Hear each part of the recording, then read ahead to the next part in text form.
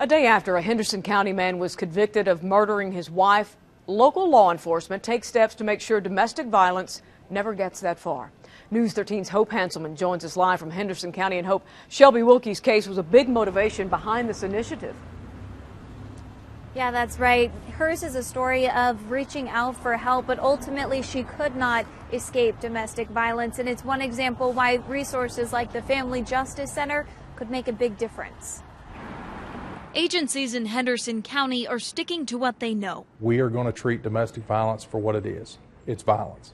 It is violent crime, and we will treat it as seriously as we treat homicide, robbery, assault, or sexual assault. A new domestic violence initiative has law enforcement officers going after offenders harder and faster than ever before. In the past, domestic violence response in law enforcement has been very targeted towards the victim, while working with victim services to pick up the rest. I do believe that one of the biggest benefits that we have here in Henderson County that a lot of agencies don't have is the new Family Justice Center.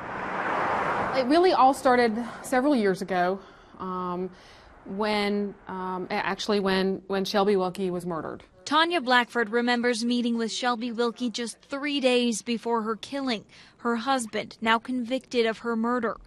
Blackford says it became painfully obvious more could have been done. It's about the communication that happens and holding that offender accountable and then making sure that the victim has access to the services that they need to be safe. Blackford says Wilkie had trouble getting her final restraining order against her husband, and DSS wasn't properly notified there was a child in the home. Would Shelby Wilkie be alive if we had done it differently? I have no idea. But the idea ultimately is that we can save lives by implementing this new program. Wilkie's story has inspired all those services to become a tighter community. We can never say what would have happened had this been in place. Our hope is, and our commitment is to ensure that we do everything that we can do to ensure it never happens again. Now, the timeliness of this initiative goes beyond just one case. However, Super Bowl Sunday sees more domestic violence offenses than any other day of the year.